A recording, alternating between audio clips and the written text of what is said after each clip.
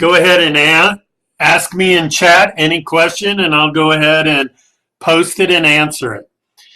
You want to ask a question once in a while to slow me down a little bit. Otherwise, I'm going to buzz through this real quick because I've done it a million times. Also, if you don't slow me down, then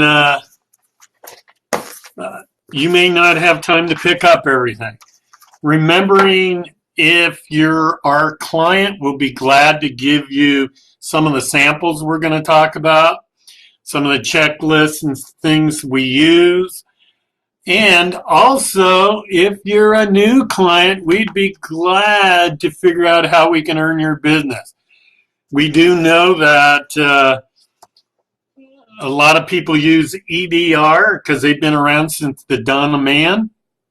And but we think we're as good a quality, we're less price, and we have more databases and more information than any other company in this business. So we'd really appreciate you giving us a try and using us and letting us earn your business. And that's the key. We like earning your business. So how's one of the ways we earn people's business is by trying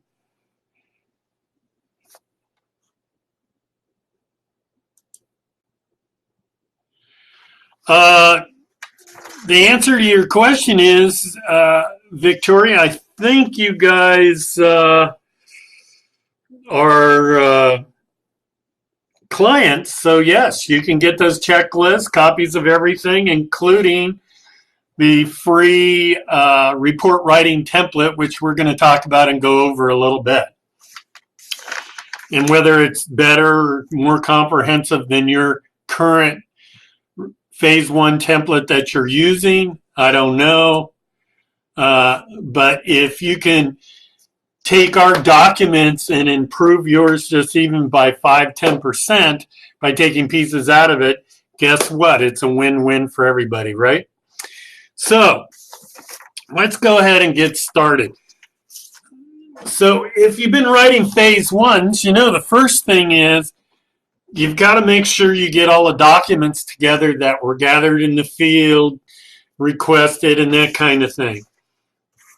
So really, the first thing you really need to do is get all these documents together. So the owner user site questionnaire. Why are these documents all important?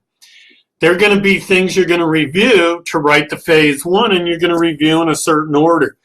The order you review them in will be different for everybody because some people like looking at aerial photos first. Some people like looking at the environmental questionnaires first, that kind of thing. All our documents that we're going to talk about today exactly fit and match our phase one report writing template, which is free if you order a database search, a record search. A RecCheck Report, we call it, radius search, same thing. They're all the same. So you can click to get a free template, and that template will come to you with your radius search already. I was looking for one other thing already in there in the appendix, so you don't have to shoot it in. Also, in the report writing template, if you request it, you get a whole bunch of the regulatory database search information automatically shot into your report. So you don't have to type that in. Now remember, all our forms match that template, and therefore, as people bring this stuff in or as it comes in, it can be typed right into the report. It makes it really easy. It's time saving. Because if you have a word processor or you have an assistant who's just an excellent typist, a word processor or assistant is usually a faster typist than a report writer or environmental specialist is. Although nowadays we're all pretty good at typing, probably do 70, 80 words a minute. But a really good typist can do 120 to 140 words a minute. And it's going to save you time and save you money.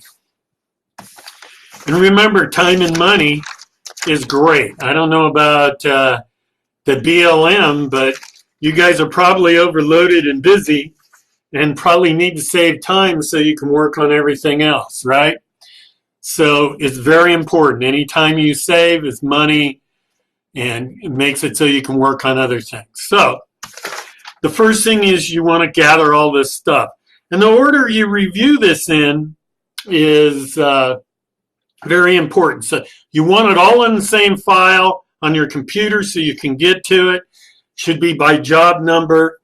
And you want to get the owner user site questionnaires, all completed interviews, the field checklist, the RecCheck radius search report, aerials, topos, city directories, fire insurance maps available, and any file reviews that happened of agencies that while the field inspector or you were out in the field inspecting the site, you're out in the area where you should be able to do the file review if you need one for an adjacent site or the subject site.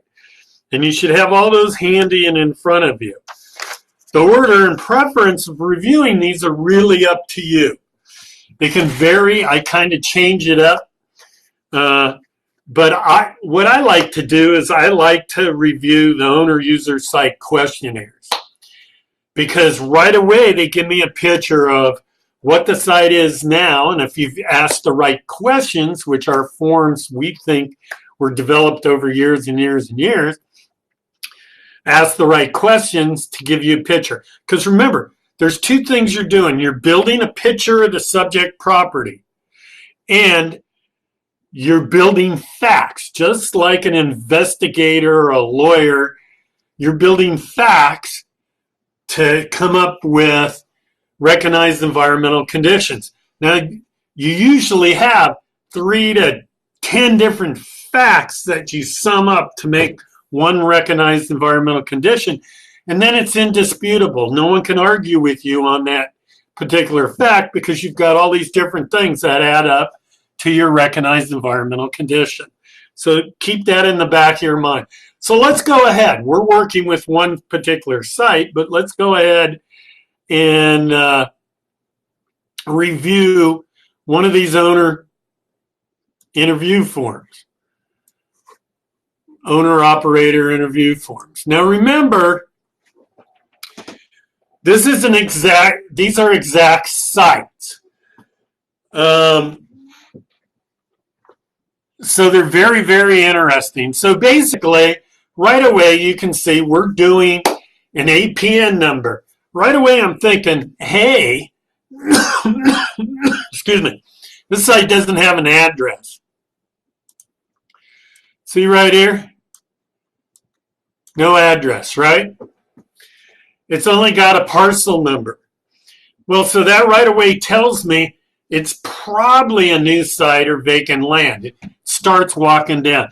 Now remember, you need a notepad right beside you because you should be making notes to build your case in your phase 1 report. I'm not ready to write too much into the phase 1 report writing template yet, because I want to start getting a feel for this site. So I'm going to review this first. Then I'm probably going to go to the report writing template and probably write some stuff in. So let's look at this real quick. So this is our client. The relationship to the site's been 10 years. That's interesting. By 6th and Hermosa JP, there's going to be a place in the phase 1 to put that. We've got the site parcel number. The street addresses for this site is right here. So now it does have a street address, right? So that's what all our historical information would be based off of, is that street address. And that's a good thing. And so I'm looking at this. I like having parcel number. This report's being done for a bank loan. There's no building structure It's 4.85 acres. If it says potable water comes from municipal and sewage is septic, yet we know it's vacant land currently. So that's interesting. In the back of my mind, it's got a septic tank. A septic tank can become important because septic tanks have leach fields. In leach fields, if the site is used for something that has hazardous materials on it, maybe some of those hazardous materials got into the septic system and leached out throughout the property through a leach field. So I'm going to make a note of that just to keep that. I don't know that that's going to be a recognized environmental concern or not, but I want to know what that septic tank's doing on the site and what it was used for. So let's go ahead and take a peek at a report writing template. Got to see if I have one handy.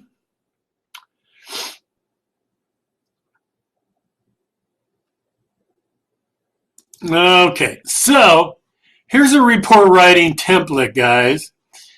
And of course, I want to view it as one screen, so I'm going to bump this baby way up so you can see it. Okay, this is a typical report writing template. This isn't for the same site, but it's still a typical report writing template. So right away, you're going to see that the cover photo is the key photo that should be taken first on every site inspection, and we talked about that earlier in part 1, and it goes right on the cover. But most of the stuff doesn't get answered right away. And why doesn't it get answered right away? Well, so in the executive summary, findings include conclusion. We don't know what our findings and conclusions are. We're not going to do them yet. But one of the things this owner-operator sheet can fill out for us is the site facts. Now, remember I said if you had somebody who can type this stuff in as it comes in, it could be typed in already. So we would have owner's name, we would have current use, total number of existing buildings. All this stuff could already be filled in. So when you sit down to write this report, these aren't necessarily environmental issues, so just about anybody can fill these things in. It really becomes important. And so I'm going to fill in everything I can from what I reviewed in the owner interview sheet. Now, I would do not only the owner, user, site questionnaires, I do all those first. I'm building a picture of the site. The first thing I learned is I got vacant land, and I've got a septic tank or system on site, or did. I don't know if it's still on site, but I know I've got it there. So that's what the questionnaires are giving me, and all this is building a picture. So the next thing I'm going to do is I'm probably going to look at the field checklist, because the field checklist is filled out in the field by who does the inspection and exactly matches a whole lot of things in my report. So let's go ahead and go to a field checklist, and I think I have one. Owner interview, report dependence. You know, maybe I don't have a field checklist, but so let's just remember a field checklist. What does a field checklist do?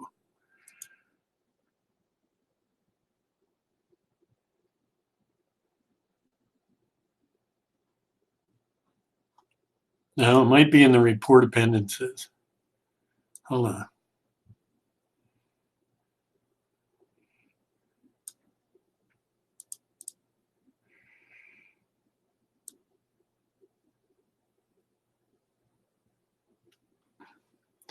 I was just looking one other place to see if I had the actual field checklist. We don't need it.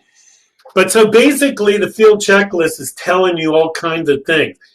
Exactly what this saucer saw, the adjacent sites, all kinds of things and set you up for the photos. So the next thing we're going to do is we're going to look at the site photos, because the site photos on a vacant land site are going to tell us more than anything else. So we're going to look at the site photos. And now you're looking at these site photos and you're going, what the heck is this doing for me? I mean, I don't even know where this is taken. There's a little description: view of the east side of the subject site facing to the west across the southern portion of the property. Well, the one thing I do know is in the report appendixes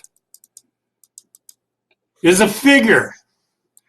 This figure, remember when we prepared our field file folder and we put a separate aerial photo that zoomed in on the site for the assessor to mark an arrow and write the photo number on it, so that someone else reviewing this report or these photos would know exactly where that photo was taken.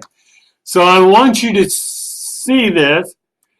And OPO1's taken across the southern border facing to the west. Pretty cool, right? There's something else I want you to note.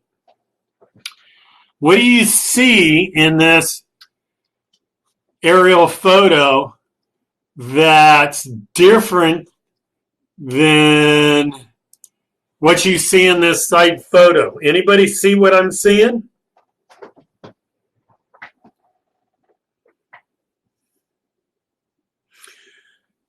Remember, I can't cover every single thing on writing a report, but I can show you how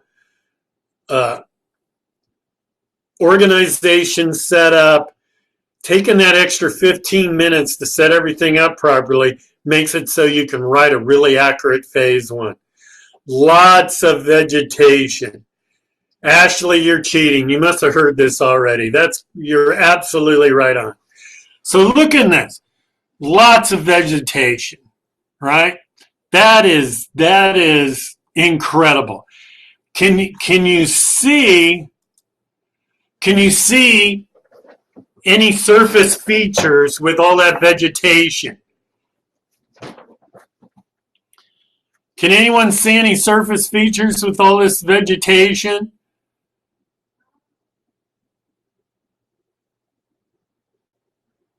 Not really, huh?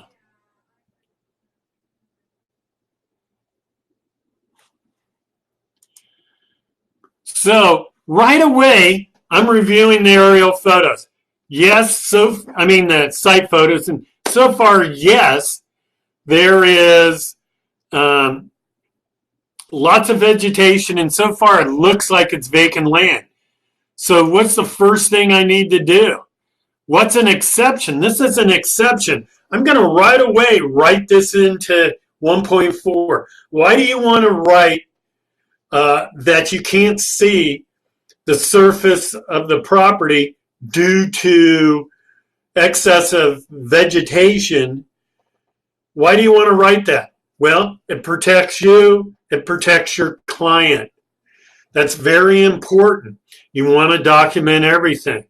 And so this is an exception from these. You are not able to inspect the surface for staining, unusual features, anything like that. Liability, very important. Remember, in writing a phase one, you're not only protecting yourself, whoever you work for, but also whoever your client is against liability in the future. You document everything.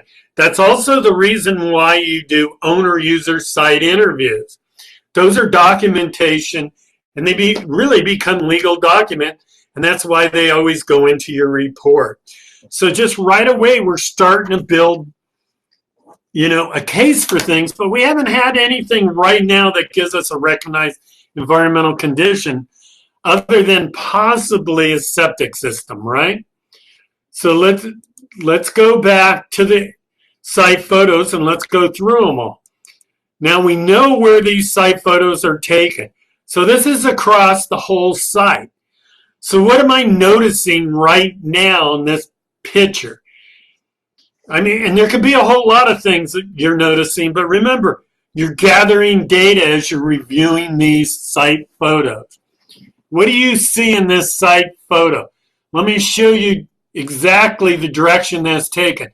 Number 2 is taken this way.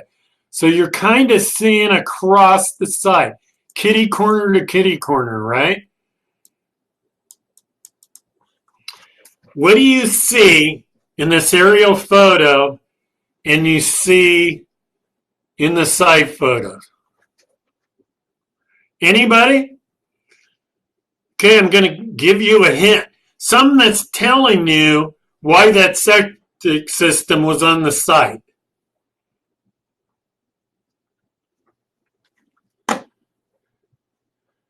Okay, I can't give you any more hints. There was the buildings. Well, the buildings are important adjacent to the site, but what's really important is what's right here. Look at this.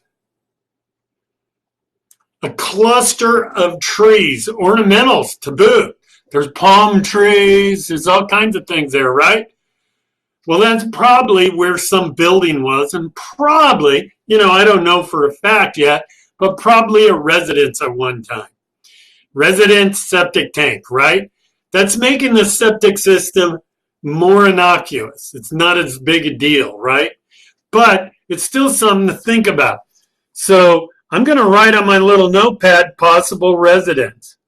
I'm not going to write anything into my report yet because I'm just building a case of what's going on this site. So also, I've got this industrial park with multiple buildings immediately adjacent to me to the west, right?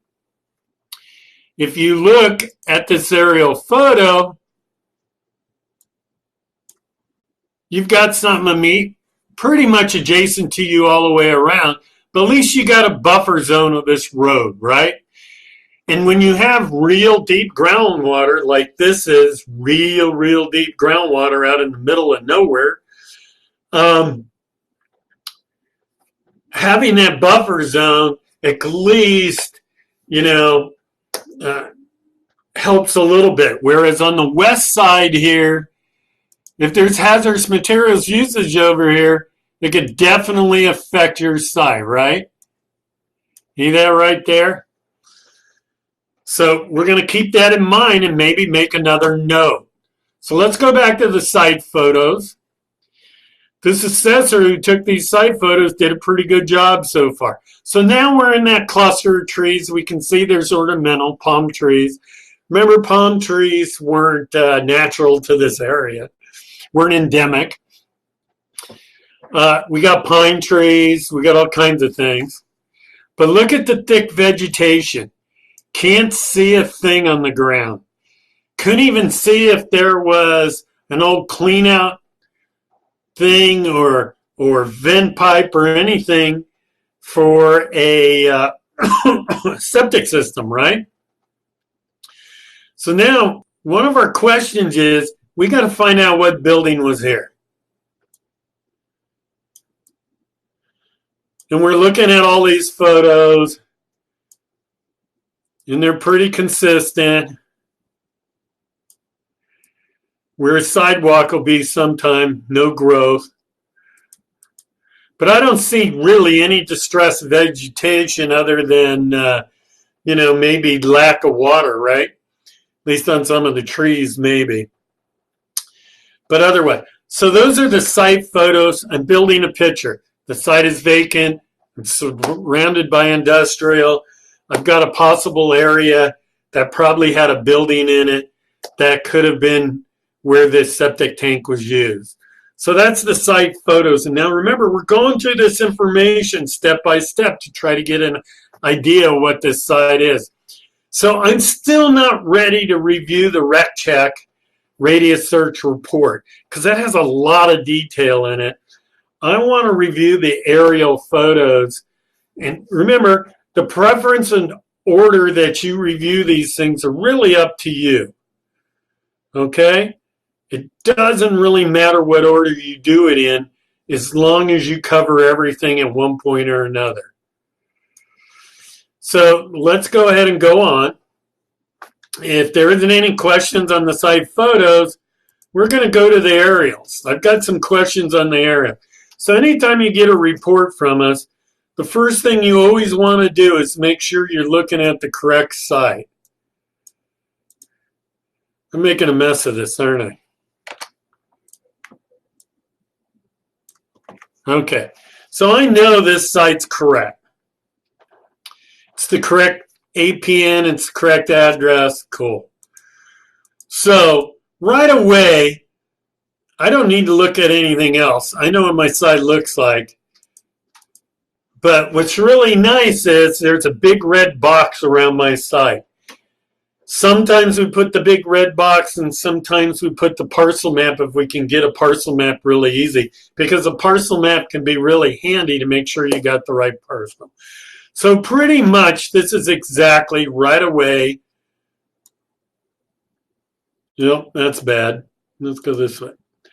Right away, we know this is our site, and everything surrounding our site is exactly the same as it is today.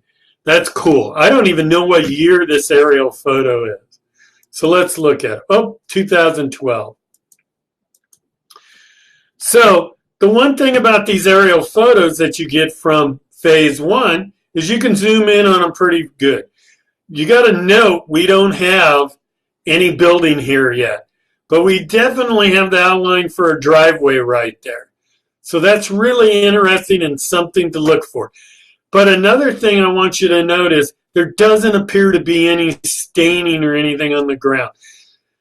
Aerial photos, for the most part, are really only to get rooftops of buildings and see if building is still there or not, to identify surface features, you know, like big mounds or dumping or even agriculture or that kind of thing.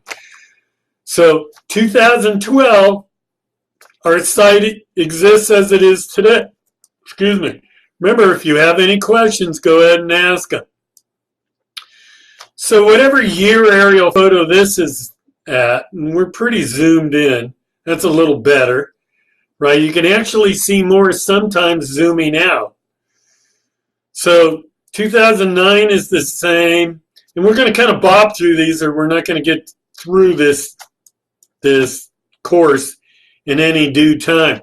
So right away, there's a few things that concern me about this photo, and there's storage of I don't know what on that property line on the west. I'm going to write that down because when I review the radius search report, I want to know if they use HAZ materials to the west, right?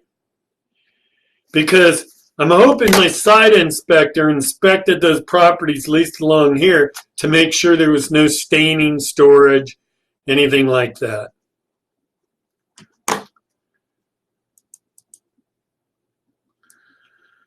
Okay, well, this is interesting. So now there's a lot you can learn from this, 2002, and you could be writing off this into your template. So first of all, this is a new building. This one isn't built yet. This one isn't built yet.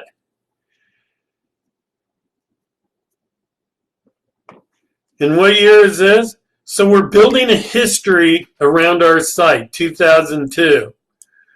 Also, again, I'm getting a driveway right here. There's just no doubt about it. I still don't know what was on my site, but I'm going to hope I find it as I go along. So here we go. So nothing up here, nothing here. I got a funny building here. I'm going to write this building down because I want to know what that is. What else do I have here? Can anyone tell me what they see in this photo? This aerial photo? What am I missing?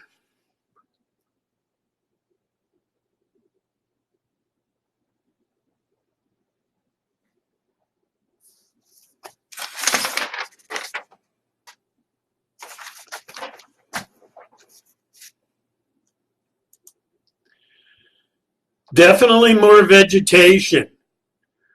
But what is this right here? Is that possible agriculture?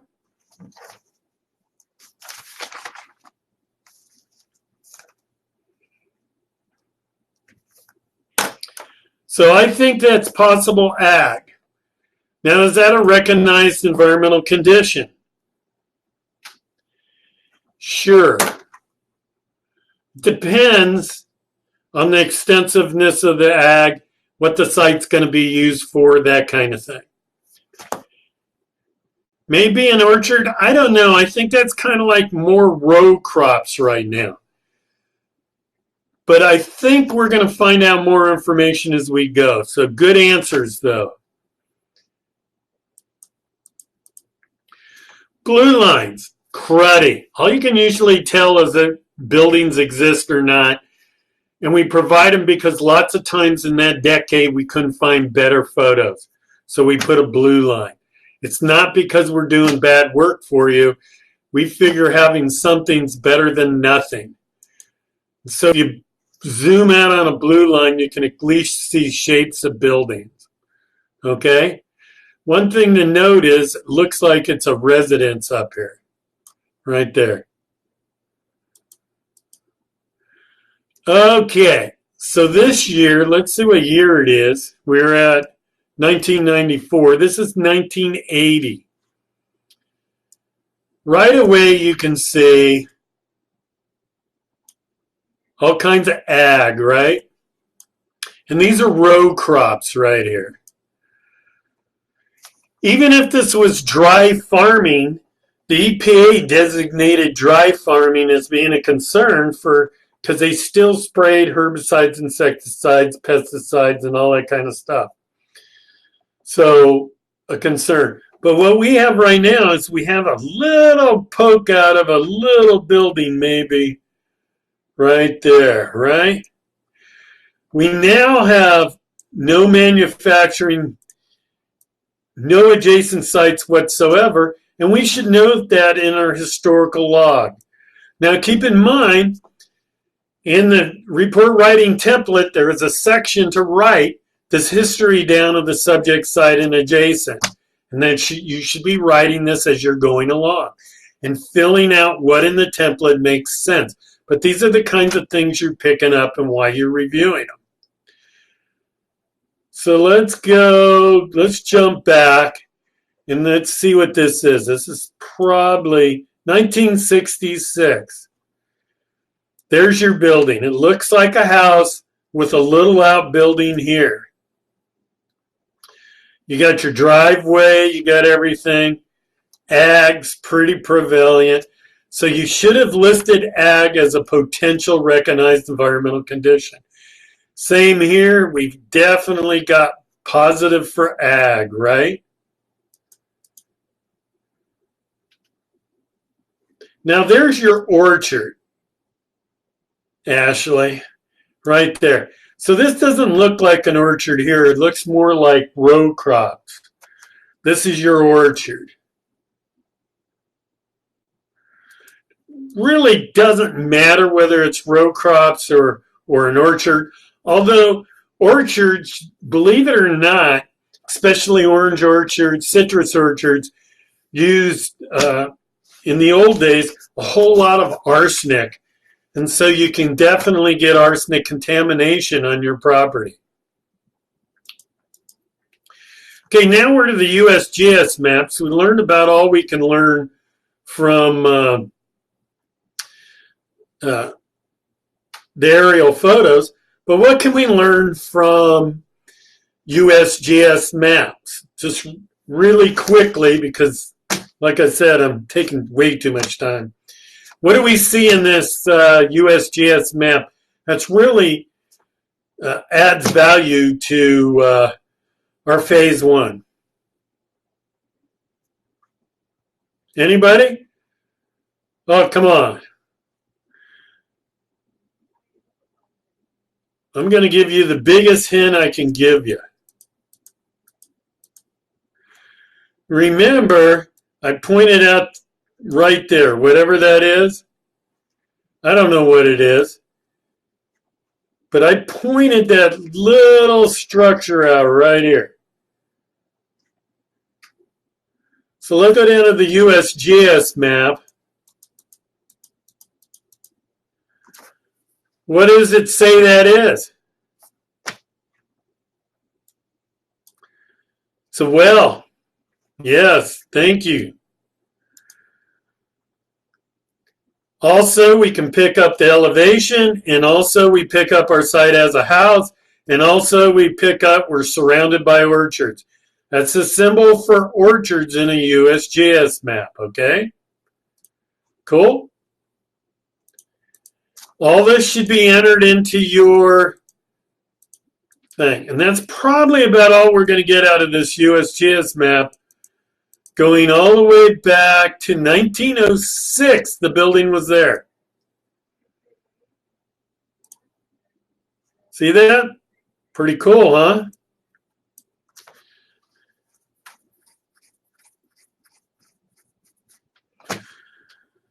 Okay, now we've reviewed the aerials and the topos. Let's just go real quick back to the report writing template and review some of this stuff we should have been filling in.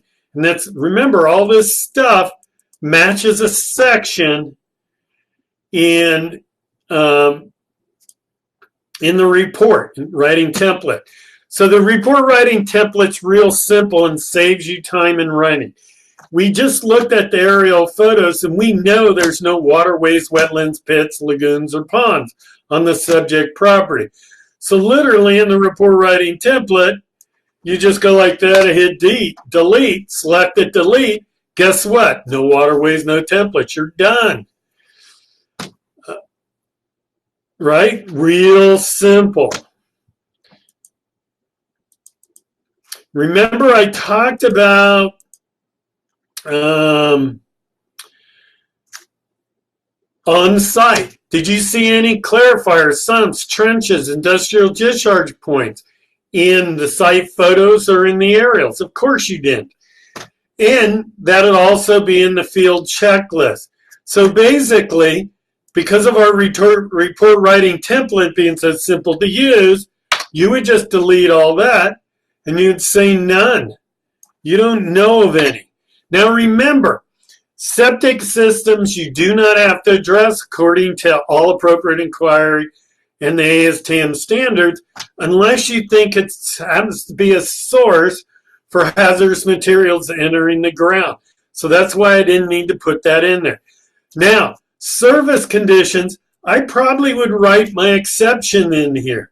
You could not see the surface because of overgrowth conditions. But stressed vegetation, there was none. It looked fine.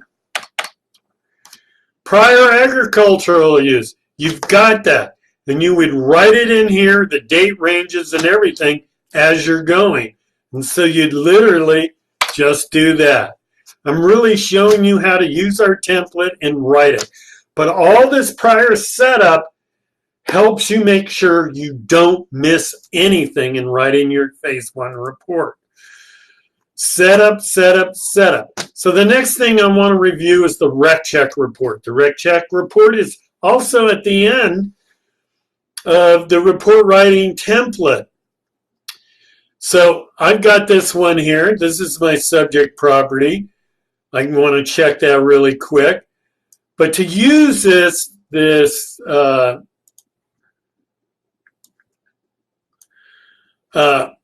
radius search RecCheck report, the first thing I want to do is verify my site, click on the bookmarks. Bookmarks you can get around as easy as clicking anywhere else. It's real quick. You can also get around using the table of contents. But the bookmarks, I kind of like the bookmarks a little bit better. So let's go to the bookmarks. The next thing I want to do is I want to look at quarter-mile radius. Now, if this was really crowded, we'd have a 16th mile radius map because sometimes this quarter mile, depending upon where you are, gets really crowded. This happens to be about a third of a mile. we obviously expanded the radius on this thing just a teeny bit. But I want you to note something, okay? Really quickly, what makes it simple to use our reports is yellow is something you should review. The agency didn't supply us with enough information to determine whether it's an open, closed, or a concern. Green is good. Means the site was closed, cleaned up, there's no problems on the site. Red is bad to the bone, and you've got a red here. You got a lot of green right in here.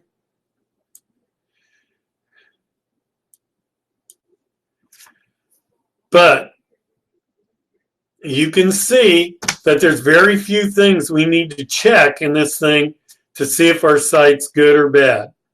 So right away, remember, vapor intrusion is an important thing for properties nowadays.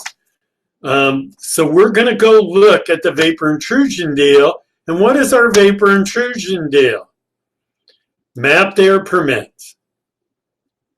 Okay, an air permit is a permit to release volatile organic chemicals into the air. That means using volatile organic chemicals out in the open. They're volatile, so by natural, they're lighter than air and they go up into the air, right?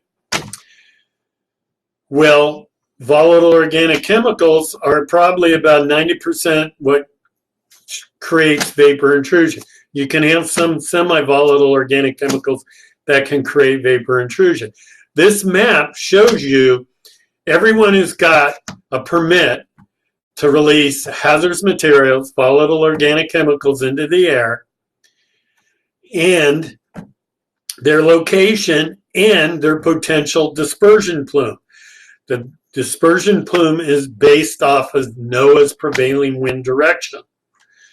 So wind direction in California, for the most part, not always, depends on mountains and stuff, but especially in this area, is from west to east, and here you go, prevailing wind is west to east.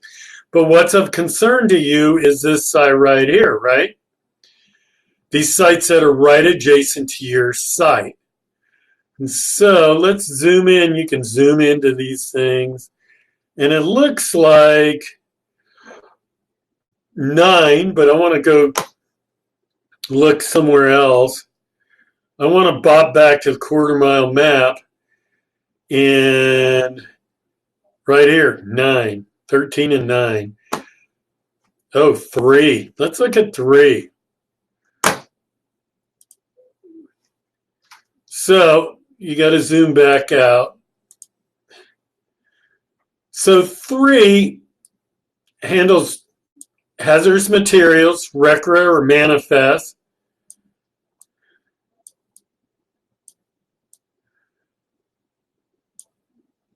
Automobile parts and supplies and wholesale. RecRe, again, disposing of hazardous materials. Historical manufacturing.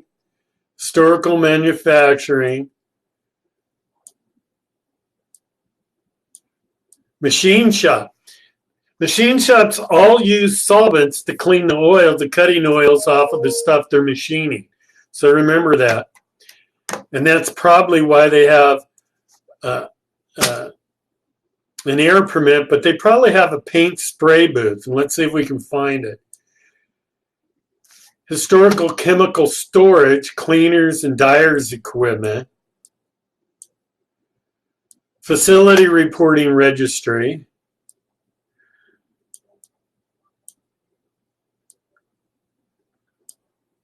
Air district. There's your air permit right there.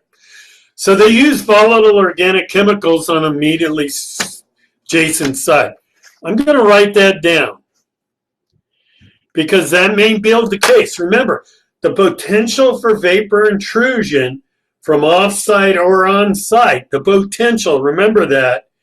And we define this all in defining why you needed to do vapor intrusion, even though vapor intrusion isn't pointed out exactly in the standards, vapor migration is.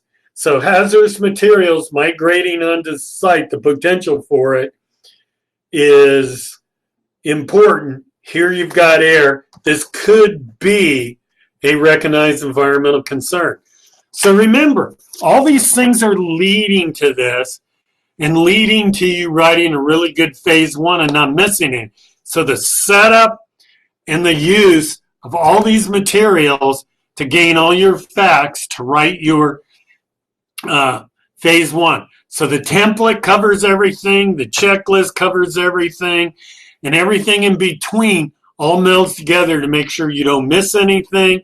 You can write it really quickly, and you can come up with the facts really quickly to write a phase one report. So you should be able to write most of the standard phase one reports in 3 to 4 hours and have protected you, your company, and your client and not missed a thing. So the RecCheck gives us all kinds of things that are going to be really helpful, and we can go right away and fill in a whole bunch of things in the RecCheck report. So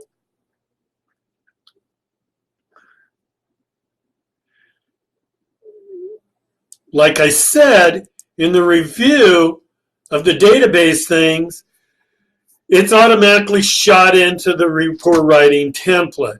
So is there anything of concern here? You can answer whether there is. You can also shorten. You may not want to be out this far on your database. You may only want to do adjacent sites. Well, you can shorten these tables. So are these a concern or not right here? You can put whether they're a concern or not. No or a rec. And that's how you do it really quickly, because you're going to sum all these up into your conclusions in your final writing of this report. And it's very important that these things all match up.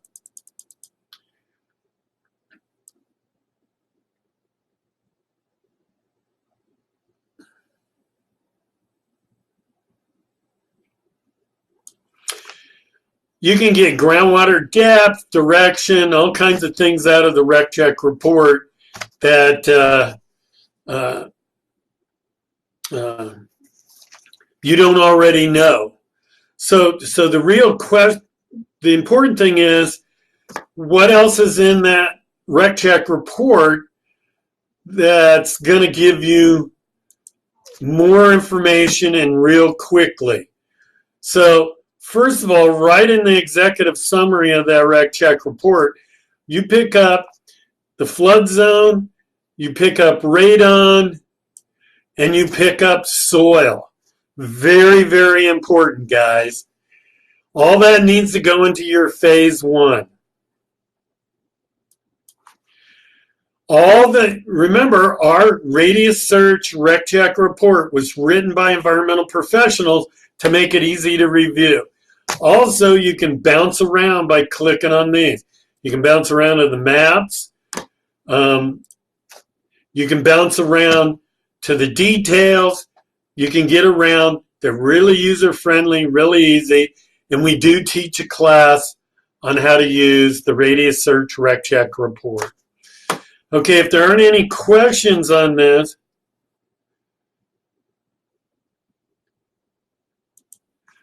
we're going to move on to just really quickly. We did site photos. City directories, city directories by street address tell you what's beside you, what's adjacent to you, that kind of thing, which you can also confirm because the field checklist also tells you what's adjacent sites, and so you can see what they are. And that is important. Keeping in mind, we should be able to see what's on our site, and we teach a class in how to review city directories, aerial photos, and that kinds of thing, so I'm not going to go into it. But you can base it all on cross streets too, so you know you're on the right street, right? So I marked the wrong thing. There we go. So you have cross streets right here. And that's how you can verify that you're on the right block and do that. And I do teach a class on this. Fire insurance maps. Of course, the site we just did isn't going to have any fire insurance maps. So you're going to get a no coverage letter. You need to put this in the appendix of your phase 1. It helps protect you. ERS has an actual $2 million airs and emissions, environmental airs and emissions, professional liability insurance. And so any interpretation or anything we do, you're protected. And according to the SBA's, at least their phase 1s, you need to have environmental airs and emissions insurance of $1 million. And if you're using a database firm that doesn't have environmental airs and emissions insurance, and a better state environmental on the insurance certificate you get, then you shouldn't be using them because you're covering them. And you don't want to cover them, guys. That doesn't make sense. Okay. What else can I tell you? I just want to set up, using all the forms, getting them all together will save you time and money and not having to go back out in the field. Now remember, as you're reviewing all this stuff, you can always pick up the phone or walk to the next door office or ask yourself the question if you did the inspection. Any question you need to know as you go along and making notes.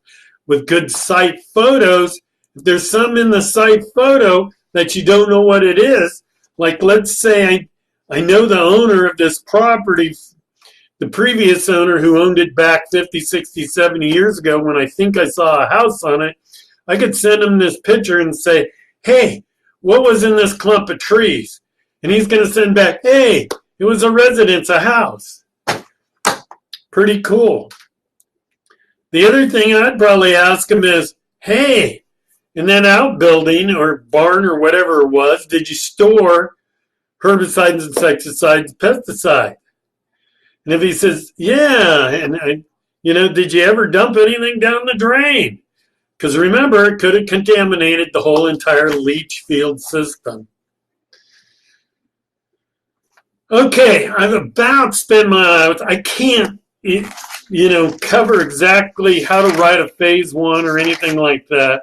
We do a webinar on how to write a phase 1, and we do a webinar on how to interpret. This was to teach you that having all these documents, setting all these things up right, using a good report writing template with multiple choice. And I didn't really show you the multiple choice things in the report writing template. So let's go down there.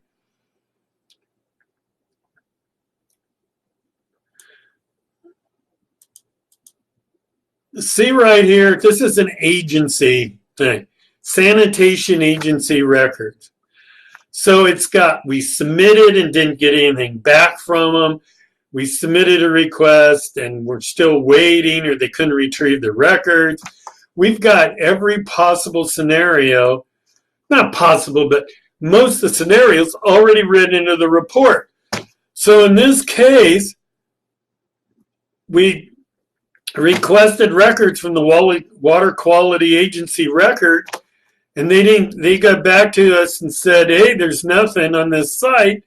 You would just literally delete these paragraphs really quickly. And you can do it really easily and quickly and just get rid of all this stuff because you don't need it. Instead of having to write these paragraphs or cut and paste them into your report, deleting is a lot quicker. And you can add and subtract to this template. We can also take your current template, if you're a client of ours, make it fit into this template, and the data still automatically shoot in for you with your company logo and all your stuff on it, and none of our stuff. So I hope that you see how all these things combined can save you a lot of time and protect you from a liability standpoint. So there you go, guys. Is there any questions or anything? You can get copies of all these if you're clients. If you're not our clients, please go ahead and contact either Susanna or Nadine at our office and, start using us. We'd love to work with you, help you. We can also do these webinars just for your company. They don't cost anything. And we can do specific training for some of your new people and that kind of things. We're out to earn your business. And if you respect that and come to these webinars, then you should respect, and business ethics say you should use us if you're using our free services and try us out. At least give us a chance to earn your business. So, if there isn't anything else, go to our website, www.RecCheck.com, and you can see our upcoming webinars. We've got one tomorrow, and I think one Thursday. We've got some neat webinars coming up. We just started a series of reviewing aerial photos and looking for features on aerial photos and surface features on sidewalks. And we had a lot of fun with it the first ones, and we had 40, 50 attendees, and it's kind of fun. And a lot of participation, and we're going to mix up the photos all the time and get new ones. So each time we do it, it's something different, and we can have people keep attending and learning. Or maybe I learn, right? Because I learn a lot from these things too. So if no one's got any questions, I'm going to sign off. Thank you for attending. Appreciate it. I hope you picked up a little something to make your phase ones a little more efficient and make sure you don't miss anything and that kind of thing, and hope you learned something. So everybody, thank you very much, and have a super, super good afternoon. And if I don't end up talking to you or you attending another webinar before the weekend, have a good weekend. I'm all ready for the weekend. Okay, hey, thank you very much, everybody. Have a good day.